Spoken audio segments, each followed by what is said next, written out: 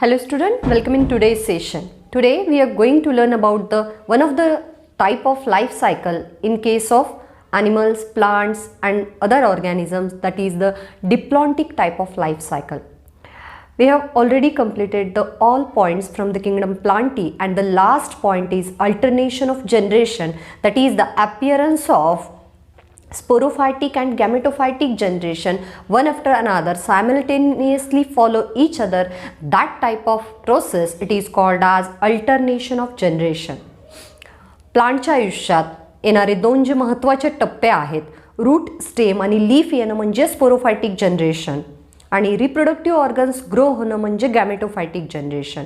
हे दोन टप्पे जे एकमेकांना फॉलो करतात त्या प्रोसेसला आपण अल्टरनेशन ऑफ जनरेशन म्हणतो आणि त्याच प्रोसेसला आपण लाईफ सायकलसुद्धा म्हणू शकतो. That every organism having its own life cycle in its own way. That sporophytic आणि गॅमेटोफायटिक हे शब्द जरी आपण वापरत नसू तरी प्रत्येक ऑर्गॅनिझमला एक लाईफ सायकल आहे. त्या ऑर्गॅनिझमच्या लाईफची सुरुवात कशी होते, तो कसा डेव्हलप होतो, डिप्लॉइडपासून हॅप्लॉइड कसा होतो किंवा हॅप्लॉइडपासून पुन्हा डिप्लॉइड कसा होतो, ही जी प्रोसेस आहे त्याला आपण काय म्हणतोय, लाईफ सायकल म्हणतोय. Wien organism complete it's life cycle by the way, that way it is called as life cycle. त्या वेला आपण लाईफ सायकल म्हणूयात. तर आपण जनरली बघितलेलं आहे की प्लांटमध्ये स्पोरोफाईट हे एक डिप्लॉइड असतं. रूट, स्टेम आणि लीफच्या सर्व सेल्स ह्या डिप्लॉइड असतात आणि जेव्हा गॅमेटोफाईट तयार व्हायला सुरुवात होते, रिप्रोडक्टिव्ह ऑर्गन्स डेव्हलप व्हायला सुरुवात होतात, ते ऑर्गन्स कसे असतात, that are called as gametes. Reproductive organ जेव्हा त्यांच्या शरीरातून वेगळ्या सेल्स तयार करतात त्यांना आपण गॅमेट्स म्हणतो. The specialise cells design for the reproduction by the germ cells or reproductive cells they are called as gametes. आणि हे गॅमेट्स हॅप्लॉइड असतात. गॅमेट एकत्र आले की परत डिप्लॉइड ऑर्गॅनिझम होतो. अशा वेगवेगळ्या प्रकारच्या लाईफ सायकल आहेत. And there are 3 type of life cycle in case of organism. And the first life cycle is diplontic type of life cycle. What is mean by diplontic type of life cycle? त्याआधी आपण 2 शब्द माहीत करून घेऊयात. Diploid म्हणजे 2n कशाला म्हणू आपण, the organism or the cell having the double set of chromosome that is called as diploid. 2n जसं आपल्या शरीरातल्या प्रत्येक सेल्समध्ये 46 क्रोमोझोम आहेत. Therefore 46 is our diploid number of chromosome. That 46 it is our 2n number of chromosome. ही आपली diploid क्रोमोझोमची संख्या आहे. We are having double set of chromosome. सगळे क्रोमोझोम आपल्याकडे 2च्या सेट्समध्ये असतात आणि अशा 23 जोड्या म्हणजेच 46 क्रोमोझोम आपल्याकडे असतात. आणि हॅप्लॉइड म्हणजेच n म्हणजे काय, तर half number of chromosome, half set of chromosome, it is called as haploid. Okay, that what is mean by diplontic type of life cycle? We know that there are 2 types of cells in organisms. One is that is the somatic cell, means body cells, ज्याला आपण body cells म्हणू, ज्या regularly सगळीकडे present असतात बॉडीमध्ये, plant असो animal असो. आणि दुसरं म्हणजे जर्म सेल्स किंवा रिप्रोडक्टिव्ह सेल्स. ओके, तर सोमॅटिक सेल्समध्ये नेहमी मायटॉटिक डिव्हिजन होत असतं, म्हणजे एका सेलच्या 2 सेल झाल्या असतील तरी इक्वल डिस्ट्रीब्युशन होत असतं क्रोमोझोम्सचं. आणि जर्म सेल्स नेहमी मिओसिस करून गॅमेट तयार करतात. एक लक्षात ठेवायचं, जर्म सेल्स म्हणजेच reproductive cells, they are undergoes always gamete formation. आणि जेव्हा जेव्हा गॅमेट तयार होतात तेव्हा डिप्लॉइड ऑर्गॅनिझम स्वतःचे रिप्रेझेंटेटिव्ह तयार करण्यासाठी त्याचं हाफ कॉन्स्टिट्यूशन, हाफ फॅक्टर्स पुढच्या सेलमध्ये टाकत असतं. That is called as gametes. Okay, तर देर आर डिप्लॉन्टिक लाईफ सायकलमध्ये बघा, that mitotic division occurs only in diploid cells. Mitosis कुठं होतं, तर फक्त आणि फक्त डिप्लॉइड सेल्समध्ये मायटॉसिस होतं. ज्या सेटमध्ये डबल सेट आहे क्रोमोझोमचा त्याच सेल्समध्ये मायटॉसिस होतं. Mitosis it is the type of cell division in which parent cells equally divides their chromosomes into daughter cells. जसं आपल्या एका सेलमध्ये 46 क्रोमोझोम आहेत. जेव्हा हे 46 2 इक्वल सेल्समध्ये डिवाइड होतात, 2 डॉटर सेल्समध्ये, 4 डॉटर सेल्समध्ये इक्वली डिवाइड होतात, त्याआधी त्याचं काय होतं, मल्टिप्लिकेशनल होतं. सपोज 46 क्रोमोझोम आहेत आपले, 2 सेलमध्ये डिवाइड व्हायचे झाल्यास 23 न होता ते 46च डिवाइड होतात. पण त्याआधी मेन सेल्सचं रिप्लिकेशन व्हावं लागतं, DNA डुप्लिकेशन व्हावं लागतं, त्या सेलचं जेनेटिक मटेरियल एनलार्ज व्हावं लागतं. 46 क्रोमोझोम असलेली एक सेल आधी डेव्हलप होते, तिचं जेनेटिक मटेरियल ती 92 मध्ये कन्वर्ट करते आणि त्यानंतर ती 2 सेलमध्ये डिवाइड होते. That is called as mitosis. It is type of cell division in which parent cells equally divides into 2 or 4 daughter cells. That is called mitotic division. It happens only somatic cell, body cell मध्ये होत आहे. आणि यामध्ये chromosome number हा retain केला जातो, maintain ठेवला जातो पॅरेंटपासून ऑफस्प्रिंग्सपर्यंत. ओके, देन म्हणजे सोमॅटिक सेलमध्ये नेहमी मायटॉटिक डिव्हिजन घडतं आणि डिप्लॉइड सेलमध्येच मायटॉटिक डिव्हिजन घडतं, म्हणजे ज्याच्याकडे डबल सेट आहे क्रोमोझोम्सचा. ओके, देन उदाहरणार्थ बघा, वेन ऑर्गॅनिझम इज डिप्लॉइड, जसं ॲनिमल्स आहेत, उदाहरणार्थ ह्युमन बिंग आहेत. आपण आपल्यामधलंच उदाहरण बघूयात. That human being it is an diploid multicellular organism. It is made up of many cells and each cells having the double set of chromosome, therefore it is indicated by 2n. हे 2n red रंगामध्ये दाखवलेला आहे, तो एक diploid organism आहे, म्हणजेच खूप सेलपासून बनलेला डबल सेट क्रोमोझोमचा प्रत्येक सेलमध्ये असलेला ऑर्गॅनिझम डिप्लॉइड आहे. Consider a human being. Okay, animal consider करू आपण, ह्युमन बिंग.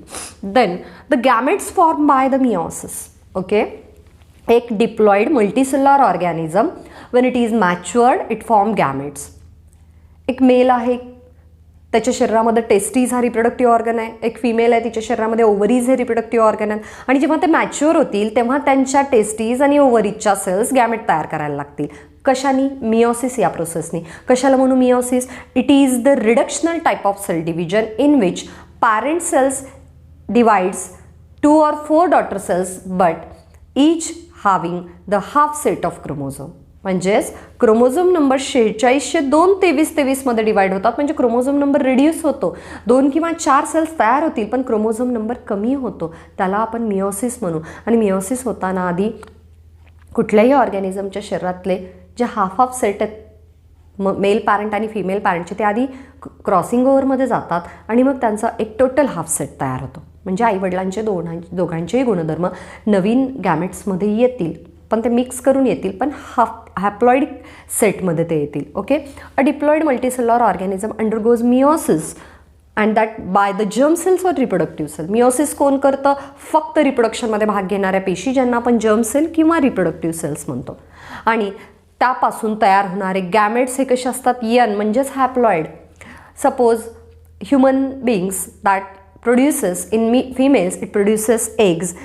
फिमेलमध्ये जे काय एग्स तयार होतात दॅट इज ऑल्सो हॅप्लॉइड. मेलमध्ये जे काय स्पर्म तयार होतात that is also haploid. Means a diploid multicellular organism it forms haploid gamete that may be male or female and they are haploid. Organism कसं आहे? डिप्लॉइड आहे, मल्टीसेल्युलर आहे. मिओसिसने gametes तयार होतात, मेल गॅमेट असोत का फिमेल गॅमेट असो, कसा असेल? हॅप्लॉइड असेल. Okay, it is haploid in nature indicated by the N. म्हणजेच एक डिप्लॉइड ऑर्गॅनिझम मिओसिसनी गॅमेट्स तयार करतोय, मेल किंवा फिमेल गॅमेट्स हॅप्लॉइड असतील. Okay, but that male and female gamete they undergoes fertilization. What is fertilization? Mixing of male and female gametes to form the diploid zygote. एका matured इंडिव्हिज्युअलकडून जेव्हा gametes तयार होतात तेव्हा mail organism mail gamete तयार करेल, female organism female gamete तयार करेल. And by the sexual intercourse human बिंग्समध्ये that there is a fertilisation to form zygote.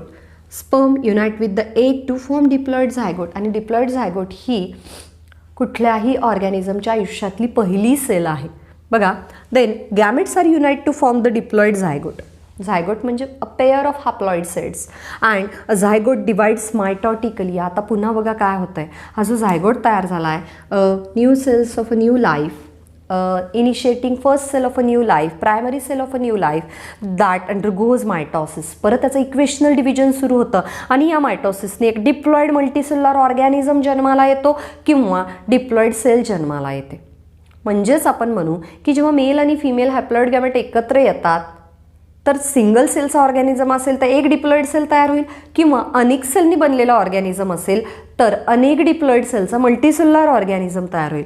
बघा, when male and female gamete unite to form the diploid zygote, that zygote divides mitotically and they form entire organism or the many diploid cells. आपण म्हणू एक organism तयार होईल किंवा खूप साऱ्या diploid cells तयार होतील. That organism may be unicellular or multicellular. पण इथं आपण 2n दाखवले. Zygote with the double set of chromosome, gametes with the half set of chromosome, organism with the double set of chromosome. Okay.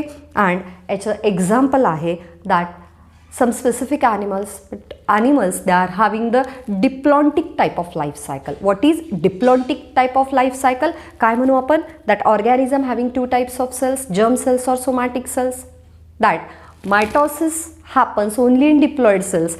Diploid cells मध्येच mitosis होतं. Multicellular organism असेल तर त्या ऑर्गॅनिझमच्या प्रत्येक सेलमध्ये किंवा युनिसेल्युलर ऑर्गॅनिझम असेल तर त्या सिंगल सेलमध्ये मायटोसिस घडतं आहे. आणि जेव्हा डिप्लॉइड सेलमध्ये मायटोसिस घडतं आहे तेव्हा सगळ्या सेल्स डिप्लॉइड तयार होतात. जसं आपण बघू झायगोटचं मायटोसिस होतं आणि डिप्लॉइड ऑर्गॅनिझम तयार होतो.